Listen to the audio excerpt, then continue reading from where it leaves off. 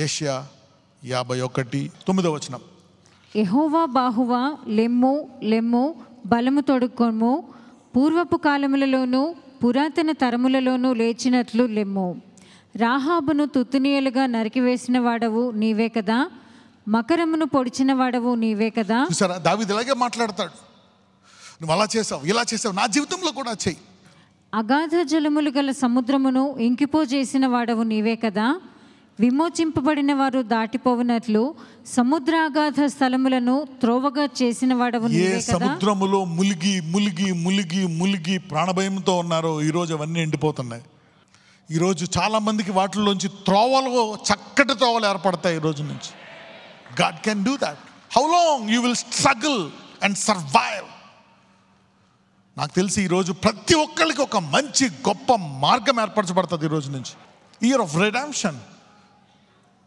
Everybody will have a powerful testimony. Yes, carry on. యెహోవా విమోచించిన వారు సంగీతనాదముతో సియోనునకు తిరిగి వచ్చెదరు. నిత్య సంతోషము వారి తలల మీద ఉండును. వారు సంతోషానందము గలవారగుదురు. దుఃఖమును నిట్టూర్పును తొలగిపోవును. చూడండి, దుఃఖమును నిట్టూర్పును ఏమవుతుందంట? తొలగిపోతాయంట. నాకు తెలియదు ఈరోజు ఎవరెవరు మునుగుతూ బాధల్లో కష్టాల్లో ఉన్న ఎలాగైనా ఈరోజు వాక్యం వింటున్నారో దేవుడు కొన్నాటిని అంతం చేయబోతున్నాడు నీ జీవితంలో. Let's read. నేనే మిమ్మల్ని ఓదార్చువాడను. చనిపోవు నరునికి, తృణమాతుడగు నరునికి ఎందుకు భయపడదువు? బాధ పెట్టువాడు నాశనము చేటకు సిద్ధపడినప్పుడు వాని క్రోధమును బట్టి నిత్యము భయపడుచు ఆకాశములను వ్యాపింపజేసి భూమి పునాదులను వేసిన యెహోవాను, నీ సృష్టికర్త అయిన యెహోవాను మరచుదువా? ఆగండి. బాధ పెట్టువాడు నాశనము చేయుటకు సిద్ధపడినప్పుడు వాని క్రోధమును బట్టి నిత్యము భయపడచ్చు. ఏమో ఈ రోగం ఏం అవుతుందో, ఇవన్నీ బాధలు ఏమవుతాయో, ఆకాశం ఎన్ని ఉన్నాయి కరెక్టే. ఈ బాధలు, ఆపులు, కష్టాలు, వేదనలు, టెన్షన్, ఫ్యూచర్ ఫియర్ కరెక్టే. ఎప్పుడు వాటి కోసం ప్రేరేనా? ఈ తీసాను కదా, ఇగో ఆకాశంలో వ్యాపింపజేసి భూమికి పునాదులు వేశానే, నన్ను మర్చిపోయావా? అవన్నీ నా చిటికిన వేలు కొనతో జీవితానికి దూరం చేయగలను అంటున్నాడు. God can put an end to all these things. Let's read. బాధ పెట్టువాని క్రోధము ఏమాయను? కృంగుబడిన వాడు త్వరగా విడుదల పొందును. అతడు గోతిలోనికి పోడు, చనిపోడు, అతనికి ఆహారము తప్పదు. నేను నీ దేవుడనైన యెహోవాను. సముద్రం యొక్క కెరటములు ఘోషించినట్లు దాని రేపువాడను నేనే. సైన్యములకు అధిపతియగు యెహోవా అని ఆయనకు పేరు. నేను ఆకాశములను స్థాపించినట్లును భూమి పునాదులను వేయునట్లును నా జనము నీవే అని సియోనుతో చెప్పినట్లును నీ నోట నా మాటలు ఉంచి నా చేతి నీడలో నిన్ను కప్పి ఉన్నాను. అప్పుడప్పుడు మనం అనుకుంటాం నీ చెయ్యి నాకు తోడుగా ఉండాలని. ఇంకొక చెయ్యి భూలోకాన్ని కంట్రోల్ చేస్తుందంట. మనం ఆ చెయ్యిని చూసామనుకో, అప్పుడు ఈ చేతి నుంచి పెద్ద ఎక్స్పెక్ట్ చేస్తాం మనం. You should see the greatness of God to receive great things. మనం ఎప్పుడైతే దేవుని యొక్క గొప్పతనాన్ని చూస్తామో, మనం గొప్ప విషయాలు ప్రార్థిస్తాం, అడుగుతాం. కొన్నికి నా జీవితంలోంచి తీసివేయని ప్రార్థన చేస్తాం. Carry on. యెరూషలేమా లెమ్ము లెమ్ము, యెహోవా క్రోధపాత్రను ఆయన చేతి నుండి పుచ్చుకొని త్రాగినదానా. చూడండి, అవేక్ అవేక్ ఓ జెరూసలేం. పక్కన చెప్పండి, ఓ జెరూసలేం అనండి. I don't know who is this Jerusalem today. ఈరోజు ఎవరు జెరూసలేమో నాకు తెలియదు, కానీ ఆ జెరూసలేంతో ఏం మాట్లాడుతున్నాడో నేను ఎప్పుడు చెప్తా ఉంటా. జెరూసలేం అన్నా, సియోను అన్నా, కొండ అన్నా దేంతో పోలుస్తాడు దేవుడు? సంఘం అంటే ఎవరు? నువ్వే. You are the church. Awake, awake, stand up, O Jerusalem, which has drunk at the hand of the Lord the cup of his fury. ఏదో మనం చేసిన అవిధేయతో, తల్లిదండ్రులు చేసిన అవిధేయతో ఏదో ఒక్కటికి ఏమైందంట. కొన్ని కష్టాలు వచ్చాయి, కొన్ని కష్టంలో ఇరుక్కున్నాం, బాధపడ్డాం. కొన్నిసార్లు మనం భయపడిపోయాం, ఈ దేవుడే చంపేస్తున్నాడేమో. God killing me, don't kill me, don't kill me. Many people pray like that. Let's read. లెమ్ము లెమ్ము, యెహోవా క్రోధ పాత్రను ఆయన చేతి నుండి పుచ్చుకొని త్రాగినదానా. తూలిపడజేయు పాత్రలోనిదంతటిని త్రాగినదానా. తూలిపడజేయు పాత్రలోనంతటినీ త్రాగినదానా. యేసు ప్రభువు గిన్నెలో తాగేశారు. ఆ సిలువ మరణం వెళ్ళాలా. ఈ డ్రాంక్ ఇట్. మనకు కొన్ని తాగించాడు. మనకు కొన్ని కష్టాలు, కొన్ని బాధలు, కొన్ని వేదనలు. చూద్దాం ఏమంటున్నాడు ఇప్పుడు. నిలువుము అంటున్నాడు. స్టాండ్ అప్ జెరూసలేమా, నిలవబడు. అందరూ చెప్తాను నా ఆ కష్టం అండి, నా బ్యాక్గ్రౌండ్ ఇలాగ, నాకు ఇది. నిన్ను చూసి చాలామంది నిన్ను సింపతి పడ్డారేమో, నిన్ను చూసి జాలి పడ్డారేమో. అరే నువ్వు ఇంకా సెటిల్ అవ్వలేదు, పెళ్ళి అవ్వలేదు, పిల్లలు పుట్టలేదు, నీకు ఈ రోగం వచ్చిందా, నీకు అలాగొచ్చిందా, నీకు ఇలా పెళ్ళయిందా, నీకు డివోర్స్ అయిందా, నీకు అద్దె అయిందా, నీ మీద జాలి పడే వాళ్ళు ఎక్కువ అయ్యారేమో. చూద్దాం, చదువమ్మా. ఆమె కనిన కుమారులందరిలో ఆమెకు దారి చూపగలవాడెవడనూ లేకపోయెను. ఆమె పెంచిన కుమారులందరిలో ఆమెను చేయి పట్టుకుని వాడెవడనూ లేకపోయెను. ఈ 2 అపాయములు నీకు సంభవించెను. నిన్ను ఓదార్చగలవాడు ఎక్కడ ఉన్నాడు? పాడు, నాశనము, కరవు, ఖడ్గము నీకు ప్రాప్తించెను. నేను నిన్ను ఎట్లా ఓదార్చుదును? నీ కుమారులు మూర్ఛిల్లి ఉన్నారు. దుప్పి వలలో చిక్కుపడినట్లు వీధులన్నిటి చివరలలో వారు పడి ఉన్నారు. ఫ్యామిలీ ఎంత ప్రాబ్లం అయిపోయింది. ఏ ఒక్కరున్నా కాపాడతారు. చిన్నవాడు, పెద్దవాడు, పెద్ద కూతురు, చిన్న కూతురు, అల్లుడు, గిల్లుడు, మొత్తం అందులో అందరికి ఏదో కష్టం ఇరుక్కున్నావు. నువ్వు నీ కష్టం చెప్తే వాళ్ళు ఇంకా పెద్ద కష్టం చెప్తున్నారు. Come on, carry on. యెహోవా క్రోధముతోనూ నీ దేవుని గద్దింపుతోనూ వారు నిండి ఉన్నారు. కొంచెం క్రోధము, కొంచెం గద్దింపు, కొన్ని అలవాట్లు చేసుకోలేదు, కొన్ని పనులు మనం చేసుకోలేదు, కొన్ని వాటిని మనం కేంద్రీకరించలేదు, కొన్ని వాటికి మనం ప్రాధాన్యత ఇవ్వలేదు. ఎప్పుడైతే ఉన్నాయన్నీ పోయాయో అప్పుడు ఇది ముఖ్యమని అప్పుడు దేవుని పట్టుకుంటాం. అంతకుముందు వరకు లేక డబ్బు, వీటిలే పట్టుకుంటా కూర్చుంటాం మనం. ఇంకా ప్రాణమే పోతున్నప్పుడు మళ్ళీ అప్పుడు దేవుడి దగ్గరికి వస్తాం. చూద్దాం, లెట్స్ రీడ్. ద్రాక్షరసము లేకయే మత్తురాలవై శ్రమపడిన దానా ఈ మాట వినుము. చూడండి, ద్రాక్షరసము లేకయే కొంతమంది కుంగిపోయి ఉంటారు, నోట్లోంచి మాట రాదు, భారంగా ఉంటాం. చూడండి, హన్న భారముగా ఉండి కృంగిపోయి ప్రార్థిస్తే ఎలి ఏమనుకున్నాడు? ఏమ్మా తాగొస్తావు మందిరానికి అనుకున్నాడు. అలాగే మీరు అందరూ కొంతమంది తాగొచ్చారు మందిరానికి బాధలో. Not the wine. Maybe you are down. నాకు ఇలా జరిగింది, అలా, ఇంకా ఇది రాలేదు, అది రాలేదు, ఇది రాలేదు. Maybe we're down sometimes as if you are drunk. Let us see what God is talking to the drunken people with problems. Yeah. ద్రాక్షరసము లేకయే మత్తురాలవై శ్రమపడిన దానా ఈ మాట వినుము. పక్కన చెప్పు, నా మాట విను అంటున్నాడు దేవుడు అనండి. God is telling, sometimes listen. నీ కష్టాల్లో, బాధల్లో దీని కొరకు ప్రేయర్ చేయి, ఇది బాధ అనుకుని దేవుడు అంటాడు. కాస్త ఆగు, నేను ఒక మాట చెప్తా ఇప్పుడు అంటాడు. 10 ఏళ్ళ నుంచి ఒక్కొక్కసారి, ఎందుకంటే ఎప్పుడైనా ఒక నెల దాటిందంటే అయిపోయిందని పని, ఇంకా పర్మనెంట్ అనుకుంటావు నువ్వు. చూద్దాం. నీ ప్రభువుకు యెహోవా తన జనుల నిమిత్తము వ్యాజ్యమాడు నీ దేవుడు ఈలాగు సెలవిచ్చుచున్నాడు. ఇదిగో తూలిపడజేయు పాత్రను, నా క్రోధ పాత్రను నీ చేతిలో నుండి తీసివేసి ఉన్నాను. నీవికను దానిలోనిది త్రాగవు. Wow. You took it now. Enough. You will not drink a sip again. తాగింది చాలు ఈ కష్టాలలోంచి, ఈ బాధల్లోంచి, వేదల్లోంచి. ఇక ఒక గుక్కడు కూడా తాగనివ్వను అంటున్నాడు దేవుడు. Enough of what has happen. To see how God can turn around. దేవుడు సడన్గా ఎలా మారుస్తాడో పరిస్థితులను చూడండి. Thou shalt no more drink it again. You've been in pain, sickness, disease, pain, death, fear, hopelessness, horror. And God says, you shall no more drink it again. I'll take off that cup of my fury. Come on, go back. Let's continue. నిన్ను బాధపరచు వారి చేతిలో దాన్ని పెట్టెదను. ఇది ఇంకా dangerous. నేను ఇబ్బంది పెట్టాడు, నువ్వు తాగరా ఇప్పుడు కప్పని. Right, carry on. మేము దాటిపోవునట్లు క్రిందికి వంగి సాగిలపడుమని వారు నీతో చెప్పగా నీవు నీ వీపును దాటువారికి దారిగా చేసి నేలకు దానిని వంచితివి కదా. చూసారా, నిన్ను వాడుకున్నారు చాలామంది, నిన్ను ఇబ్బంది పెట్టారు. అవునా, వడపోసారు, పిచ్చి తిట్లు తిట్టారు, జాలిపడ్డారు, నానా చుక్కలు చూపించారు నీకు. ఓకే, దేవుడు చెప్తున్నాను, రండి మీకు కప్పిస్తానని. రైట్, వారికే ఆ పాత్రను త్రాగని. Carry on. సియోను లెమ్ము, లెమ్ము, సియోను లెమ్ము, లెమ్ము, లెమ్ము, నీ బలము ధరించుకొనుము, నీ బలము ధరించుకొనుము. పరిశుద్ధ పట్టణమైన యెరూషలేమా, నీ సుందర వస్త్రములను ధరించుకొనుము. ఇక మీదట సున్నతి పొందని వాడు ఒకడైనను, అపవిత్రుడు ఒకడైనను నీ లోపలికి రాడు. So God is telling, నీ కుటుంబాన్ని, నీ జీవితాన్ని, నీ దేహాన్ని మార్చివేస్తానంటున్నాడు దేవుడు. కొంతమంది చూసి నువ్వు మునిగిపోయి బాధలు పడి కష్టాలు పడి ఇరిగిపోయి ఇక ఇంతేనేమో ఏంటో వీళ్ళ దేవుడు వీళ్ళు. మనం కూడా అంతే, మా అమ్మ పరిస్థితి, మా అమ్మ అంతే, మాకు పరిస్థితి ఇలాగే ఉంది. మనమేమో మేము తప్పు చేసాం, పాపం చేసాం, అందుకే ఇలాగ ఉంది. కరెక్టే, చేసుకున్నవాడికి చేసుకున్నంత అని మనమే గిల్టీగా ఫీల్ అవుతున్నాం. వాళ్ళు కూడా కొంచెం గిల్టీ వేస్తున్నారు, 2 కప్పుల్లో తాగుతున్నాం. కానీ ఎక్కడో ఇంకా సంఘానికి వెళ్తున్నావు, వాక్యం ఇస్తున్నావు, ఉన్న దాంట్లో దేవునికి ఇస్తున్నావు, ప్రార్థిస్తున్నావు.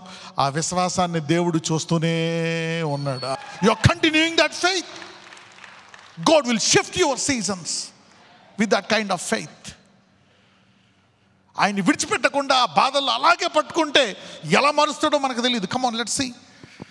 ధూళి దులుపుకొనుము యెరూషలేమా, లేచి కూర్చుండుము, చెరపట్టబడిన సియోను కుమారి, నీ మెడకట్లు విప్పివేసుకొనుము. యెహోవా ఈలాగు సెలవిచ్చుచున్నాడు, మీరు ఊరకయే అమ్మబడితిరి కదా, రూకలు ఇయ్యకయే మీరు విమోచింపబడెదరు. దేవుడైన యెహోవా అనుకొనుచున్నదేమనగా, తాత్కాల నివాసము చేయుటకై పూర్వకాలమున నా జనులు ఐగుప్తునకు పోయిరి. ఈ ఐగుప్తులో బానిసత్వాన్ని ఆయన ఏమంటున్నాడు? తాత్కాల నివాసము. నీకెన్ని కష్టాలు బాధలు ఉన్నా విశ్వాసాన్ని పట్టుకుంటే ఆ కష్టం ఏమవుతుందంట? తాత్కాలికమైనటువంటిదంట. So your pain is only temporary. తాత్కాలిక నివాసము చేయుటకై పూర్వకాలం నా జనులు ఐగుప్తునకు పోయిరి.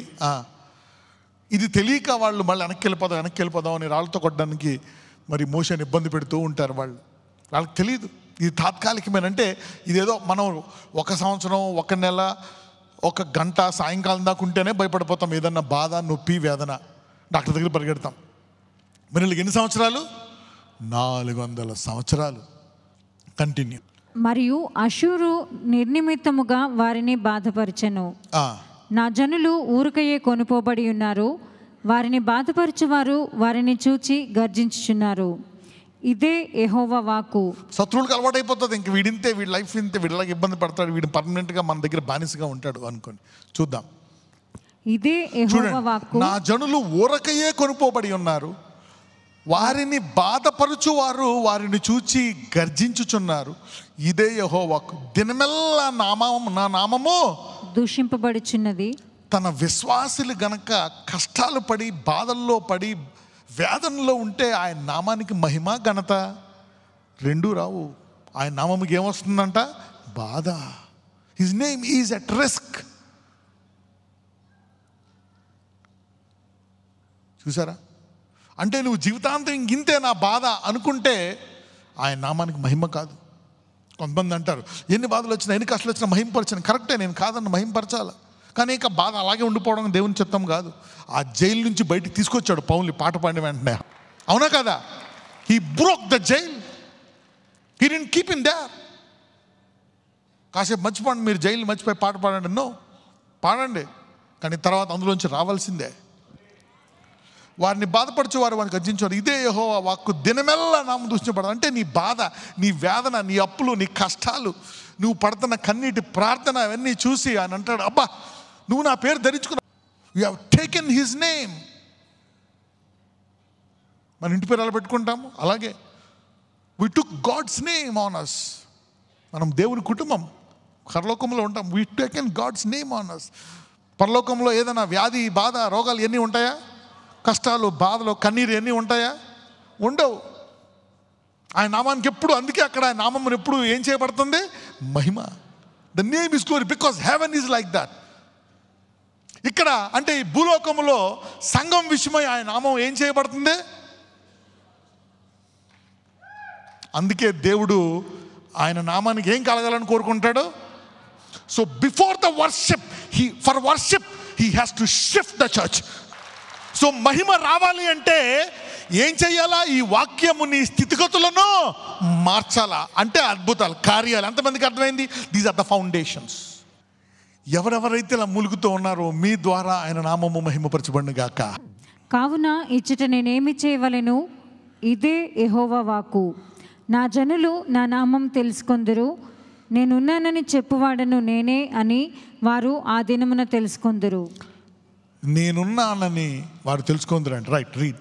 సువార్త ప్రకటించుచు, సమాధానము చాటించుచు, సువర్తమానము ప్రకటించుచు, రక్షణ సమాచారము ప్రచురించు వాని పాదములు, నీ దేవుడు ఏలుచున్నాడని సియోనుతో చెప్పుచున్న వాని పాదములు పర్వతముల మీద ఎంతో సుందరములై ఉన్నవి. అంటే బాగా కష్టపడి ఇరిగిపోయి నలిగిపోయినటువంటి విశ్వాసికి ఇక ఇది రాదు అని చెప్పేవాడి పాదాలు ఎంతో సుందరములు. You getting me now? మీ అందరి పాదాలు సుందరం అవ్వాలనుకుంటున్నారా? పక్కోళ్ళకి చెప్పు, ఇప్పుడు దాకా చూసి ఇక మీద చూడమనండి. ఇప్పుడు నీ పాదాలు అతి సుందరములు. When you decree and declare somebody a good news, putting an end to their affliction, your feet are blessed. అంటే డెలివరెన్సా కాదా? You see the prophetic ministry. Ministry of deliverance is very powerful. మనం అనుకుంటాం సువార్తే అని. కరెక్టే, సువార్త కాదు. ఆ వ్యక్తి కష్టములు విరిగిపోతున్నాయి, ఇక మీదట అవి చూడవు, అందులోంచి ఇక తాగవు, ఎన్నటికీ ఉండదు అనేది అసలైన సువార్త. ఎంతమందికి అర్థమైంది? టెంపరీ. నీ కష్టాలన్నీ టెంపరీ. పుట్టినప్పటి నుంచి ఉన్నాయి బ్రదరు. ఎంత ప్రార్థించానో, ఎన్ని ఉపవాసాలు ఉన్నానో. ఆలకించుము, నీ కావలి వారు పలుకుచున్నారు, కూడుకొని బిగ్గరగా పాడుచున్నారు. యెహోవా సియోనును మరల రప్పించగా వారు కన్నులారా చూచుచున్నారు. యెరూషలేమునందు పాడయున్న స్థలములారా ఉత్సహించి ఏకముగా సంగీత గానము చేయుడి. యెహోవా తన జనులను ఆదరించెను, యెరూషలేమును విమోచించెను. ఇంకా జరగలేదు కానీ దేవుడు చెప్తున్నాడు, తన జనులను ఆదరించెను, యెరూషలేమును విమోచించెను. God want to shift your seasons. అంటే అది చెప్పే ముందు దేవుడు చెప్పి చేస్తారంట. అవునా కదా ఆయన style. He want to do it. చాలామందికి తెలియదు జరిగిందని. మీకు ఎప్పుడో నువ్వు ప్రేయర్ చేసావు, ఒక వాగ్దానం ఇచ్చాడు, అది నెరవేరింది. God always tells you before and then he does it so that he will get the glory and you will come back to him again.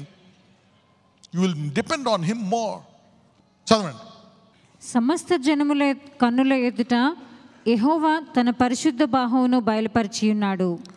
భూదిగంత నివాసులందరూ మన దేవుని రక్షణ చూచెదరు. చూసారా?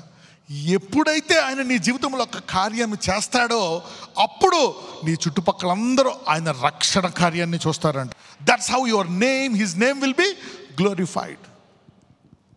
నిన్ను విడిపించుట ద్వారా ఆయన నామాన్ని మహిమపరుచుకుంటాడంట. ఇతరులు కూడా రక్షింపడతారంట. ఎంతమందికి అర్థమైంది? ఇలాంటి కార్యాల వల్ల అన్యజనులకు ఆయన నామం తెలుస్తుంది. ఆ నామం మీద ఆధారపడతారు, రక్షింపడతారు. పోవుడి పోవుడి, అచ్చటి నుండి వెళ్ళుడి, అపవిత్రమైన దేనిని ముట్టకుడి, దాని వద్ద నుండి తొలగిపోవుడి. యెహోవా సేవోపకరణములను మోయవారులారా, మిమ్మును మీరు పవిత్రపరచుకొనుడి. మీరు త్వరపడి బయలుదేరరు, పారిపోవు రీతిగా వెళ్ళరు. యెహోవా మీ ముందర నడుచును, ఇశ్రాయేలు దేవుడు మీ సైన్యపు వెనుకటి భాగమును కావలికాయును. ఆలకించుడి, నా సేవకుడు వివేకముగా ప్రవర్తించును, అతడు హెచ్చింపబడి ప్రసిద్ధుడై మహాఘనుడుగా ఎంచబడును. నిన్ను చూచి ఏ మనిషి రూపము కంటే అతని ముఖమును, నరరూపము కంటే అతని రూపమును చాలా వికారమని చాలామంది ఎలాగూ విస్మయం పొందిరో అలాగే అతడు అనేక జనములను చిలకరించును. రాజులు అతని చూచి నోరు మూసుకొనెదరు. తమకు తెలియజేయబడని సంగతులు వారు చూచెదరు, తాము వినని దానిని గ్రహింతురు. మీ యొక్క అనుభవ జ్ఞానం మిమ్మల్ని విడిపించే విధానము చూసి మారతారంట. డెలివరెన్స్ అనండి. అంటే నీ విడుదల దేవునికి ముఖ్యమా కాదా? నీ చిత్తం 11:40 భూమి యందు అంటే ఆయన నామానికి ఈ నెల నుంచి నీ జీవితంలో ఆయన నామానికి మహిమ తెచ్చుకుంటున్నాడు కొన్ని విడిపించడం ద్వారా. This is the year of redemption. God is giving a new prophetic word. దేవుడు ఒక ప్రవచనాత్మకమైన వాగ్దానము. ఈ వాక్యం వింటున్న, ఇంట్లో వింటున్నావా, అమెరికాలో వింటున్నావా, ఆస్ట్రేలియాలో వింటున్నావా, దేవుడు ఒట్టు పెట్టుకొని ఇస్తున్నాడు. అందరూ చెప్పండి, అబ్రహాము ఒట్టు పెట్టుకొని ఇచ్చాడు, దావీదు ఒట్టు పెట్టుకున్నాడు, ఈరోజు నాకు ఒట్టు పెట్టుకొని ఇస్తున్నాడు.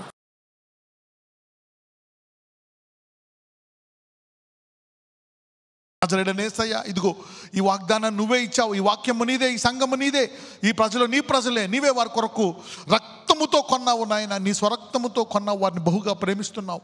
ఈరోజు వారి కుటుంబములో వారు పునాదులు మారుస్తున్నావు. ఎన్ని శోధనలు గుండా, మరణగండాలు గుండా, వేదనల గుండా, బాధల గుండా, అవమానము గుండా, వారు సొంత పాపముల్లో వారు ఇరుక్కుపోయి ఆ తప్పుల్లో ఇరుక్కుపోయి ఉన్న క్షణమాత్రమే నేను విడిచిపెట్టాను, నిత్యమైన కృపతో నడిపిస్తానన్నావు. ఇదిగో వారి ముందు ఎర్ర సముద్రము వలె ఎర్ర సముద్రమును పాయలు చేసినట్లు దాన్ని పాయలు చేయబోతున్నావు. ఒట్టు పెట్టుకొని ఆశీర్వదిస్తున్నావు. పునాదులతో సహా వారి జీవితాన్ని మారుస్తానన్నావు. ఇదిగో ఇన్ని సంవత్సరములు దశాబ్దాల అవమానాన్ని ఘనతగా మారుస్తానన్నావు. ఇక వారి యొక్క శాపములను తీసివేసి ఆశీర్వాదము అధిగమించే రీతిగా ఇదిగో వారి స్థితిగతులన్నింటినీ పూర్తిగా మార్చివేసి రాకడ కొరకు ఈ రోజు నుంచి నీ సంఘాన్ని సిద్ధపరుస్తున్నావు.